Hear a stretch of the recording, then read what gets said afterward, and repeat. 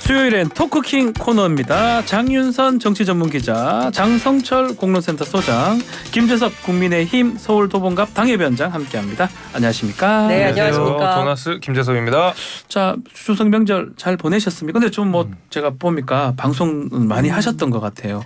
장 소장님이나 프리랜서니까 장 기자님이나. 아니요, 저는 한 번 월요일에 한 번. 예. 장소님 계속 나오시더라고요. 어떻게 도봉구 많이 이제 지역 방문하셨습니까? 그럼요, 뭐 샅샅이 돌았습니다. 어때요? 진짜 바닥민심 같아요. 네. 민심 어때요? 아니, 그러니까 뭐 개인적으로 좋아하시는 분들도 많이 늘긴 네. 했지만은 기본적으로 막 좋진 않죠. 원래 저희가 그 국민의힘의 막 우호적인 지역도 아니고 게다가 제가 저번 주 수요일 날 이제 못 나온 게 지역 활동하느라 못 네. 나왔는데 그게 마침 또 영장이 기각된 바로 그날이잖아요. 그날이네요. 저 그래서 안 나오신 줄 알았어요. 아니 그날 이제 저희 지역 활동을 좀 했는데 예.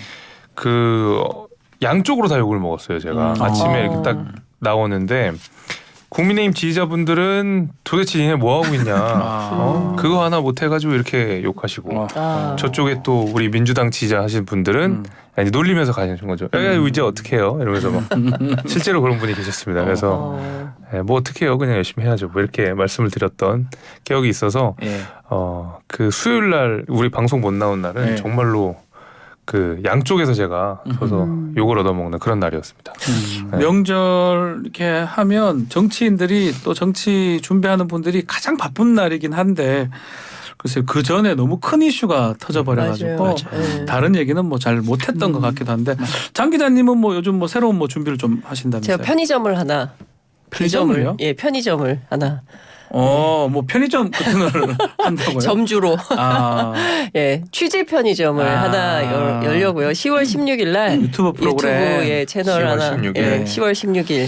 아마 그거에 앞서서 오늘부터 제가 예. 강서구 현장 가서 현장 취재를 예. 3일장 컨셉으로 예. 수목금 한번 제가 발로 뛰어서 그걸 현장에 올립니까? 그 예, 유튜브에? 그걸 바로 생방송을 해서 올리고요. 예. 그리고 또 이 뉴스킹에 나와서 토크킹에 나와서 제가 근데 생생한 현장을 하게 설명해 되면 드리겠습니다. 장 소장님하고 두 분은 한 3-4 방송 같이 하지 않습니까? 장장 네 커플? 개. 4개 합니까? 어휴. 그럼 무조건 하나 나오시겠네요? 잘리지 않았어요? 네? 하나 잘린 거 아니에요? 못 잘렸어요? 안 잘렸어요? 아, 예. 연락이 없어가지고. 아, 그럼 원래 안 한다고 했었어요. 아, 그래요? 네, 이번 주까지 안 한다고 했어요. 두 분 아마 또 제가 나가면은 떨어져요. 이렇게 한쪽으로 이렇게 가시는 게 이렇게 조회수나 구독자들 아니 근데 많이 너무 하시는데. 저는 유튜브가 너무 네. 한쪽으로만 다 가서 안 그런 방송을 좀 해보고 싶어요. 그런 방송 네. 한번 원하신다. 네. 알겠습니다. 취재 편의점 네. 장윤선 기자 세 분 모두 함께 출연해 주시기를. 알겠습니다. 출연하도록 하겠습니다.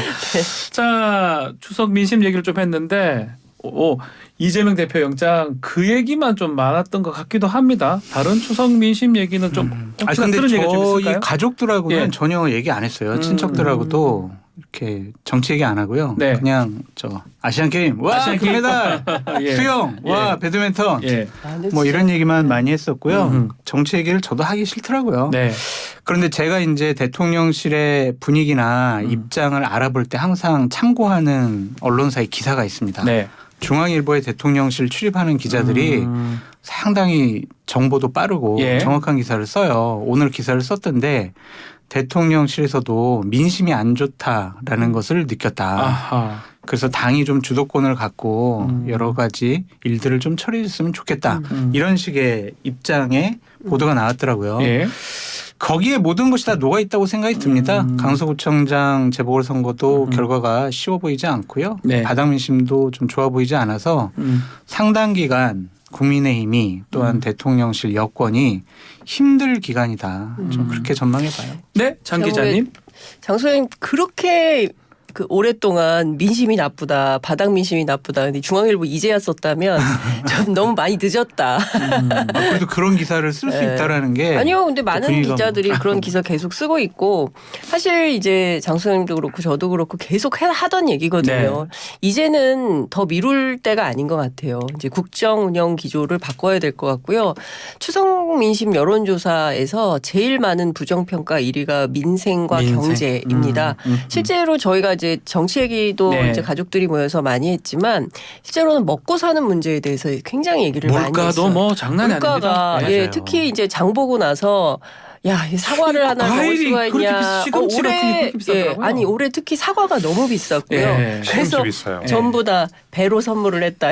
이런 그나마 배가 좀 싸서. 어쩐지 제가 배만 먹었거든요. 이유가 있었군요. 예, 사과가 너무 비쌌어요. 아하. 예, 그래서 맞아. 그렇고 그리고 이제 잡채에 작년에도 우리가 부추 넣었는데 올해도 네. 또 부추를 넣었어요. 예. 잡채에 시금치가 들어가야 되는데 예. 너무 비싸가지고 쓸 수가 없어요. 그리고 사실 월급 빼고 다 오른 지 너무 오래됐는데 기름값도 올해 특히 너무 많이 맞아요. 올라가지고 어떤 데는 벌써 2,000원, 뭐 1,900 얼마 이런 데가 있더라고요. 동네마다 조금씩 편차는 있지만 그러니까 멀리 가시는 분들은 이것도 사실은 부담이죠. 그리고 또 아이들 취직해야 되는데 정말 좋은 일자리가 없는 거죠. 그렇죠. 그러니까 다들 뭐 네. 대학원 졸업을 했는데 또 R&D 예산 막 깎으면서 석박사들 일자리가 없어지게 되고 막 이러니까 어떻게 살라는 거야 막 이제 이런 얘기들이 많이 나오고 있습니다. 저도 체감을 한 게 예. 이제 좀 이동거리가 많잖아요. 그렇죠. 명절 때는. 예. 와, 그 휘발유 값이 너무나 올라가지고. 맞아요. 예. 그리고 제가 중간에 이제 운동을 해서 우리 옛날에 당구장에서 예. 짜장면 시켜가지고 후딱 뭐 2, 3천 원짜리 짜장면 먹고 이렇게 저는 그런 적이 운동하잖아요. 많습니다. 예. 이번에도 제가 운동을 하면서 네. 짜장면 시켰는데 배달 시켰는데 9천 원. 배달료가 배달 아니 합쳐서 합쳐서. 그러니까 어. 배달은 제가 쿠폰이 있어가지고 공짜였는데 네. 짜장면 가격이 9천 원. 10,000원 넘지 않나요? 그런데 많습니다. 삼선 짜장면은 11,000원. 예. 맞아요. 이래가지고 예. 어. 비쌉니다. 와 예. 정말 물가 많이 어디 올랐구나. 어떤 데는 그 방법이 없어요. 배달료가 6,000원인 데도 있어요. 맞아요. 배달료가 배달료가 정말 6,000원. 유류가 많이 올랐습니다. 맞아요. 체감 물가가 너무나 너무 높아요. 심각해요. 아, 네. 도봉구도 많이 힘든 그럼요. 거죠? 저도 시금치 한 단에 8,000원 주고 샀습니다. 아, 시금치. 네. 그것도 맞아요. 그나마 조금 오르기 전에 명절 본격적인 명절 전에 새색 씨가 네. 또. 예, 새색 씨랑 같이 예. 이렇게 쭉 장을 보는데 아하. 시금치가 8,000원이어서 깜짝 놀랐네요. 맞아요. 자, 그런 정말 어떤- 근데 우리가 나라와 민생과 경제를 걱정하고 있는데 우리 유튜버 보시는 분들 댓글에는 조원진 사랑합니다만 이만 써 있네. 금방 이제 인터뷰를 하고 가서 그 얘기를 잔상이 좀 남아요. 댓글 보지 마세요. 네. 댓글 보시는구나. 자, 뭐 본격적인 얘기를 좀 해달라는 부탁으로 보입니다. 자, 이 얘기부터 먼저 해보죠. 한동훈 장관 이제 결국 10월 국감 이후에 탄핵소추 여부 판단하겠다라고 홍익표 원내대표 얘기를 한 것 같은데 어떻게 보십니까? 장 기자님부터 말씀. 뭐 예. 제가 하여튼 뭐 저 추석 연휴 기간에 쭉 전화 취재를 한 바에 따르면 이걸 뭐 서두를 이유가 없다. 지금 당장 내일부터 김행, 유인촌 두 후보자에 대한 인사청문회 있고요. 그다음에 이균용 후보자 또 네. 인준해야 되고요. 그리고 또 지금 그 저 최상병 사건과 관련된 그 수사 외압 논란 문제, 이 특검 문제도 또 해결을 해야 되고요. 지금 그리고 또 다음 주부터는 국감 시작이 되잖아요. 네. 그러니까 사실상 야당의 시간이기 때문에 한동훈 장관의 탄핵 문제를 괜히 정치적으로 끌어내서 물을 흐릴 이유가 아무 이유가 없다. 그러니까 전략적으로 지금 한동훈 장관 탄핵 얘기를 꺼내는 거는 결과적으로 말리는 패다. 그래서 지금 이슈를 다룰 이유가 전혀 없고 지금 상황에서는 해야 될 일을 따박따박 하는 게 중요하다. 이런 판단을 하는 것 같아요. 민주당이. 하긴 하는 겁니까? 10월 이후에? 아니요. 한동훈 장관 하는 거 봐서 달라질 수도 있을 하는 것 거 봐서. 같아요. 국정감사 답변 네. 태도를 보고 한다 이 그렇죠. 뭐 말씀인가요? 이럴 수도 있을 것 같아요. 아니 근데 아. 그러니까 당 내부에 이를테면 강경파도 있고 또 아하. 온건파도 있잖아요. 네. 그러니까 강경파들은 반드시 탄핵으로 결론을 내야 된다. 이제 이런 분들도 계시는데 사실은 탄핵할 분들이 너무 많은 거예요. 지금 이 정부에서 해임해야 될 분들도 많고 이게 다 내각 총사퇴하라는 게 민주당의 주장 아니겠습니까? 네. 그리고 이제 전략적으로 내년 총선을 앞두고 어떻게 하는 것이 좋은지에 대해서 끊임없이 회의 중이고 근데 그중에 1번이 한동훈은 아니다. 한동훈 아니다. 네. 그럼 한동훈 장관 이번에 국정감사에서 뭐 답변도 할 거고 그런 또 모습이 또 상상이 또 가거든요. 이번에 난장판 법사위 국감이 될 것 같아요. 그러니까 그렇죠. 민주당 의원들이 가만 안 둘 거고요. 예. 한동훈 장관도 뭐 물러설 사람이 아니잖아요. 네, 강하게 반발하면서 논박을 강하게 할 것 같은데 예. 민주당으로서는 꽃놀이 패죠. 아 꽃놀이 팹니까 이게? 한동훈 장관 탄핵할까 말까 막 이런 내용만 나와도 민주당으로서는 너무 꽃놀이 팰 것 같아요.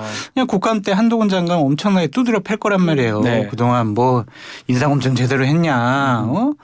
이재명 당대표 차고 넘친다는 증거 좀 대봐라. 뭐 이런 식으로 뭐 약 올리고 공박하고 막 그럴 것 같은데 네. 한동훈 장관이 상당히 처지가 어려워졌다 이렇게 말씀드려요. 김지섭 위원장님, 그러면 한동훈 장관이 앞으로 총선 나가는 거 그거 어떻게 보십니까? 저는 안 나가실 것 같아요. 상황상. 그러니까 예, 뭐 당내에서도 한동훈 장관이 총선 나오는 게 음흠. 전반적으로 득이다 아니다 뭐 가지고 의견이 좀 나뉘는 상황이거든요. 그러니까 어쨌든 대통령과 호흡을 같이 맞출 수 있는 국무위원으로서 법무부를 이끄는 것이 오히려 정부 여당에 힘이 된다라는 의견도 한 절반 정도 되는 것 네. 같고요. 한동훈 장관만큼 인지도가 있고 또 어떤 보수 정당의 정체성을 잘 살리는 사람이 있느냐라는 이야기 때문에 또 총선 나가자는 얘기가 반반이 있는데 저도 요즘 보게 되면은 아무래도 법무부 장관으로서 일을 하는 것이 오히려 더 낫지 않나라는 생각이 좀 들어요. 그래서 국민의힘 내부 취재해 보면 끝났다. 뭘 끝났다고요? 그러니까 끝났다고 생각하진 않아요. 출마 출마를 출마 봤을 때? 출마 카드나 예컨대 이제 선대위원장을 맡아서 전체 선거를 총지휘하는 사령관으로서의 뭐 네. 역할 이런 것도 기대를 했었는데 이번에 어쨌든 기각 결정이 난 이후에 한동훈 책임론이 상당히 있다는 거죠. 그러니까 네. 뭐가 있어서 저렇게 모든 상임위 그래서 이렇게 자신 있었다 아닌가라고 생각을 했는데 꼭 그렇지만은 않았던 거 아니냐. 이거에 대해서 책임을 져야 된다. 한동훈 책임론 이런 얘기를 하는 분들도 당 안에 더 있습니다. 커졌다. 저는 한동훈 이 장관이 말이에요? 안 나갈 것 같다. 총선 안 나올 것 같다라는 예. 생각을 계속 하고 있는데 막판까지 끝까지 예. 고민은 할 것 같아요. 한동훈 장관이 고민하는 것이 아니라 대통령이 고민할 것 같아요. 한동훈만한 인물이 없다. 그러니까 내가 능력을 인정하고 뭔가 믿고 맡길 수 있는 사람 그런 사람이 내 퇴임 이후에도 국회에서 국회의원으로서 나를 보호해주는 구심점으로 자리 잡는 것과 그렇지 않은 것은 큰 차이가 있다고 보여지거든요. 다음번 분명히 대선도 분명히 준비해야 될 부분도 있는데 이번에 저렇게 뭐 이재명 당대표 구속영장이 기각됐다고 그래가지고 정치적인 로드맵과 단계별 미래를 없애버리는 것이 옳으냐. 1월 11일까지 내년 상당히 고민할 것 1월 같아요. 11일 이제 공개 출마 사퇴 시한. 사퇴 시한이죠. 네. 근데 영장이 기각된 거랑 한동훈 장관 탄핵 뭐 이렇게 거치 결정을 바로 연결시키는 거는 너무 논리적 비약이 심한 것 같아요. 민주당 주장이. 예. 네, 너무 좀 심한 것 같고 한동훈 장관의 역할은 오히려 지금부터 또 중요해질 수 있습니다. 그러니까 구속영장이 기각됐다고 해서 뭐 무죄가 아니라는 얘기는 네. 뭐 여러 차례 한 바가 있고 실제로 이제 앞으로 이재명 대표가 많게는 한 주의 재판을 한 3번까지도 소화를 해내야 되는데 총선 과정에서 재판을 3번씩 소화할 수 있느냐. 그리고 재판이 열리는 과정 속에서 기자들의 취재가 앞으로 그냥 실시간으로 다 보도가 될 텐데 네. 앞으로 이거는 뭐 피의사실 공표라는 얘기도 못 할 거고요. 이거 일일이 대응하면 사실은 이재명 대표도 부담스럽겠지만 그 가운데서 한동훈 장관 역할도 중요하거든요. 그래서 저는 영장이 기각됐다고 해서 뭐 국민의힘에서 신뢰를 잃거나 신임을 잃거나 한 건 아니고 네. 네, 오히려 뭐 역할이 상당 부분 좀 중요해진 게 있다. 저는 이렇게 생각합니다. 혹시 체포 동의안이 또 날아올 가능성 아니면 그냥 불구속 기소할 가능성 민주당에서는 또 올 수 있다라고 보는 것 같아요. 또올수 그러니까 있다. 지금 뭐 정자동 뭐 개발 의혹 네. 뭐 이런 것도 있고 그밖에 그러니까 성남시의 동네마다 있었던 모든 개발 사건들을 가지고 뭐 이제 수사를 할 네. 거다. 앞으로 더 할 거다. 이 분위기를 멈추진 않을 거다. 이제 검찰의 근성을 보자면 여기에서 뭐 불구속 수사해서 재판 가고 끝내자 이렇게 안 할 거다 이제 네. 보는 것 같아요. 그래서 앞으로 또 어떤 사건이 어떻게 나올지는 예고하기 어려운데 지금 단계에서는 최소한 마치 그 중대 범죄인이라고 네. 확약을 하고 국회 본회의장에 서서 30분간 체포영장 취지 설명을 했던 한동훈 장관의 주장이 상당히 문제가 있음이 확인된 만큼 그에 대한 책임을 지고 물러나거나 대통령이 파면을 하거나 하는 게 맞는 거 아니냐라는 게 전반적인 민주당 기조인 주장이죠. 것 같습니다. 자, 이재명 대표 영장 기각 추석에 계속 나왔던 얘기긴 한데 뭐 가장 뭐 지금 눈에 띄는 건 다음 주에 있는 강서구청장 재보궐선거입니다. 영향을 좀 미친다고 봐야 되겠죠, 그래도. 뭐 그렇죠. 네. 근데 뭐 그렇게 큰 변수는 아닐 것 같고. 큰 변수는 아니다. 워낙 이제 여권에 대한 민심이 안 좋기 예. 때문에 국민의힘이 이기기는 어려울 것 같고 국민의힘이 이제 조급하다라는 거는 네. 물량 공세로 나오고 있는 거 보니까. 다 출동한 것 같은데요, 총. 그리고 예를 들면요. 예를 들면 하남시에 있는 예. 구의원, 시의원들이 강서구에 가서 김태우 구청장 화이팅 하면서 사진 찍어요. 아, 많이 먼데요. 근데 그게 뭔 소용이 있을까라는 생각이 들어요. 그러니까 좀 물량 그러네요. 공세예요. 그냥 대규모로 예. 우리들 지지자들 많이 모아가지고 우리 으쌰으쌰 응원하자 이런 건데 조급하다라는 것은 또 하나의 상징적인 장면이 추석 전에 있었죠. 네. 그러니까 향후회 같은 경우에는 상시적으로 선거운동할 수가 없어요. 그런데 이제 김태우 충청 향후회가 예. 김태우 후보를 지지했다라고 자기들이 밝혀요. 나 이런 희한한 일도 벌어지는 거 보면 네. 상당히 조급하고 급한 모습을 보이고 있다. 국민의힘이 그만큼 좀 어렵다라고 생각을 저는 하는 것 어려운데 또 지면 만약에 이렇게 열심히 지면 책임을 또 져야 되지 않습니까? 국민의힘 지도부가. 그렇죠. 예. 아니 그래서 근데 이게 참 이율배반적인 예. 게 당초 김기현 대표는 무공천 했으면 좋겠다는 입장이었고 네. 당에서 상당히 부담스러워하고 있고 실제 강서 현장을 다닌 국회의원들 얘기를 들어보면 아니 본인 때문에 선거가 발생했는데 자기가 또 나온다. 아니 차라리 후보를 좀 바꿔서 딴 사람이 나오든가 어떻게 자기 때문에 만들어진 이 선거에 또 나오냐. 이건 좀 그렇지 않냐라는 얘기를 많이 듣는다는 거예요. 네. 민주당 의원들 같은 경우에는.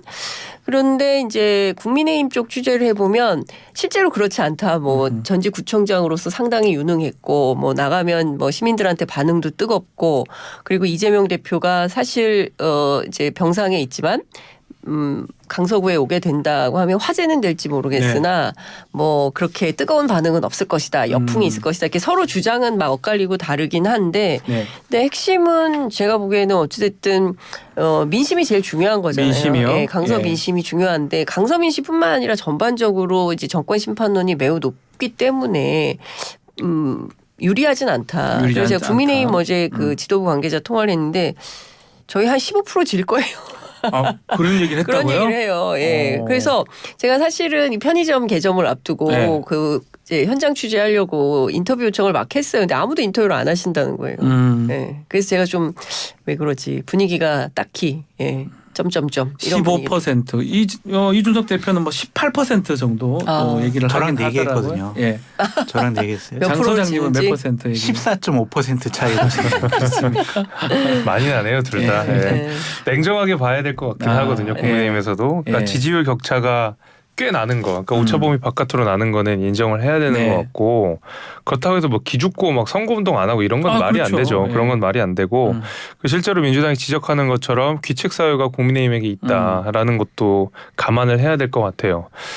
그래서 그 이제 국민의힘에 있는 뭐 시구 의원분들 그다음에 저 같은 장업위원장들이 강서구에 가서 지원 유세를 하는 거는 사실 뭐 기세 같은 것도 좀 있거든요. 예. 그러니까 우리 세가 이렇게 좀 있고 여당이 이만큼 도와줄 거라는 인상을 주는 게 저는 선거에서는 중요하다고 봐요. 왜냐하면 강서구청장 선거에서 국민의힘이 지금 이길 수 있는 거의 유일한 카드는 여당으로서 가지는 행정 권력 같은 거거든요. 네. 그러니까 예를 들면 이 강서구가 오히려 김포공항 때문에 가장 많은 피해를 받는 지역이기도 해요. 고도 제한도 있고 그 밑에 이제 재개발 대상 그 빌라 주거지들이 많이 있는 분포가 되어 있는 지역이기 때문에 그쪽에 이제 집을 가지신 분들은 네. 어떻게든 여기를 재개발을 해서 나도 좋은 집 살고 싶다, 아파트 살고 싶다 하시는 분들이 많아서 사실 그건 여당이 풀어줄 수 있는 문제거든요. 그렇죠. 그러다 보니까 여당으로서의 위세를 보여주는 것도 국민들께도 강서 구민들께도 하는 게 필요하기 때문에 그런 것들을 잘 어필하려고 하는 방법 중에 하나라고 보고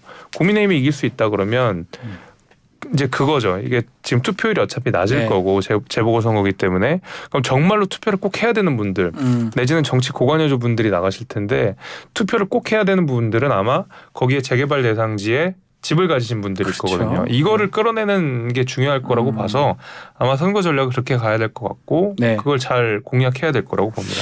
그 TV 토론도 어제 있었는데 자 그거 국민의힘에서는 이번에 강서구청장 선거 관련해서 포털 얘기를 좀 했습니다. 축구 경기 그 응원 페이지 비교를 하면서 여론 조작 가능성이 있다라고 박성중 의원이 지금 얘기를 좀 했는데 어떻게 이게 연결이 되는 겁니까? 글쎄 저는 좀 기가 막히지 않나요? 그 연결이 됩니까? 그러니까 저는 잘 몰라서 질문드리는. 아, 옛날에 드루킹 그러니까. 해가지고 이렇게 예, 여론 조작했잖아요. 여론 조작. 민주당. 아 민주당 욕하는 거였어요? 그럼요. 아. 민주당 나빠요. 아니 근데 저는 중국이 91% 나왔어요. 우리가 9% 나왔고 응원. 네. 근데 말이 안 그거는 되죠, 제가 사실은. 있을 수 네. 없는 일이고 그리고 사실 자꾸 이제 대한민국에 있을 수 없는 민주사회에서 있을 수 없는 선거 부정을 계속 들고 나온다는 것 자체가 민주주의를 저는 좀 배반하는 발언이다. 그래서 그런 건 옳지 못. 특히 정치하는 분이 국회의원이 그런 얘기를 하고 다니면 그럼 어떻게 투표하지 말자는 얘기예요. 어떻게 네. 하자는 거예요. 그건 말도 안 되는 얘기고. 그리고 또 하나 쟁점이 어찌됐든 뭐 김태호 후보하고 국민의힘이 강조하는 게 대통령으로부터 사랑받는 후보 그리고 대통령이 얼마나 아끼고 사랑하면 네. 그 석 달도 채 안 된 상황에서 사면 복권 시켜가지고 그 출마를 시켰겠냐. 그러니까 김태호 후보가 추진하려는 모든 정책에 대해서는 적극적으로 대통령 그리고 정부에서 지원할 거다. 할 이른바 것이다. 이제 정부 네. 지원론 뭐 이런 차원에서 선거 캠페인을 하고 있는 것 같아요. 네. 그런데 강서구에서 고도 제한 등등 관련해서 굉장히 오랫동안 김포공항 소음 문제와 관련해서는 한두 해 이제 쟁점이 됐던 게 아니기 때문에 다 안다는 거죠. 그리고 제가 어제 그 역대 선거 쭉 표 분석을 해보니까 여기가 상당한 스윙보터 지역이더라고요. 아, 원래는? 예, 그러니까 네. 동네마다 다 달라요. 뭐 화곡동, 염창동, 뭐 어딥니까 저 새로 생긴 마곡 마곡지구. 쭉 해서 네. 이제 투표를 쭉 분석을 해보니까. 그 사실 서울시장 선거가 결정적이었는데 송영길 후보 같은 경우 한 곳도 이기지 않았어요. 다 졌어요. 모든 동네가. 그런데 이제 그 총선에서 지난 총선에서는 새 후보가 박빙으로 이기거나 아니면 대체로 이기거나 뭐 이랬어요. 네. 그리고 대선에서는 이재명 후보가 진 동네도 있고 이긴 동네도 있고 막 이제 이런데 네. 전반적으로 조금씩 이겼어요. 그러니까 상당히 지역 구민들이 고민을 굉장히 많이 해서 전략적으로 투표하는 스윙보터다. 동네 지역이다. 이제 이런 판단이 드는 거예요. 그렇기 때문에 저는 당장에 있는 강서구의 현안도 있지만 그것만 가지고 투표하지 않을 거다. 상당히 전략적으로 표심을 보여줄 어떤 내년 총선의 네. 바로미터가 될 만한 선거구가 될 거다. 이런 생각이 들더라고요. 알겠습니다. 뭐 장 소장님 뭐 하실 말씀 있습니까? 없어요. 예. 자 그렇다면 뭐 결과는 사실 뭐 우리가 지역에서 얘기하기는 좀 그렇고 그렇죠. 좀 더 지켜봐야 될 거. 왜냐 보선이 그럼요. 사전 선거가 금토 네, 네 맞습니다. 본 선거는 사전 11일 날 투표. 있습니다. 저는 그래서 한 가지 네. 말씀드리면 이번에 보궐선거 예년 평균 투표율보다 높을 것 같아요. 아 높을 것 같다. 더 주목받고 있다. 네, 이 왜냐하면 말씀이죠? 추석 때 그냥 제가 뭐 예. 만나지 않고 여러분들하고 통화를 해봤는데 되게 현 정권에 대한 분노가 많아요. 근데 네. 그거를 표하고 싶은데 할 수 있는 게 없잖아요. 그게 투표행위밖에 없단 그렇죠, 말이에요. 그렇죠. 그러니까 강서구에 계시는 분들도 그런 분노 투표 형태로 이번에 투표를 좀 많이 높이지 않을까 싶어요. 할 것이다.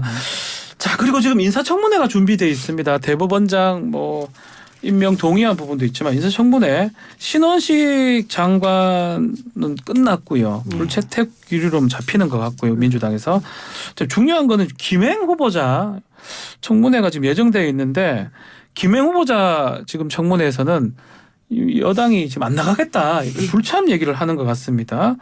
조금 뭐 험난한 기류가 좀 예상되는데 네. 짚어주시죠.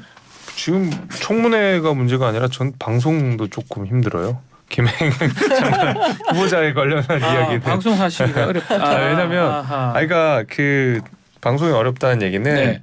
이게 이제 예를 들면 김행 후보자가 주장하는 바, 그러니까 예를 들면 민주당이 제기하는 의혹에 대해서 이거 이런 거는 사실이 아닙니다. 네. 이거는 민주당이 무리한 의혹 제기입니다라는 반론 그 보도가 나와야 되는 상황인데 아직까지 그게 뚜렷하지 않은 상황이다 보니까 일단은 민주당 얘기가 그렇구나 하고 지금 넘어갈 수밖에 없는 상황인 거죠. 그러니까 거기에 대한 반론이 나와야 되는데. 제가 그걸 알고 이런 문제가 있었구나. 이건 정말 민주당의 무리한 공격이구나가 알 텐데 대개는 다른 후보자들 같은 경우에는 미리미리 그 반론 대응들 좀 하긴 합니다. 하는데 네. 그 뚜렷한 반론 대응이 아직까지는 없는 것 같아요. 뭐 물론 과거에 뭐 그 낙태 발언은 좀 이 실제로 왜곡된 발언이어서 그게 정정을 해가지고 조선일보 보도에 나와서 그거를 제가 다른 방송에서 소개한 적이 있지만 예를 들면 뭐 본인의 주식 문제 같은 것들은 파킹 문제. 예, 그런 거는 아직까지는 뭐 뚜렷한 반론 보도가 안 나. 제가 확인을 못 해가지고 예, 말씀드리기가 좀 어렵네요. 그래서 그런지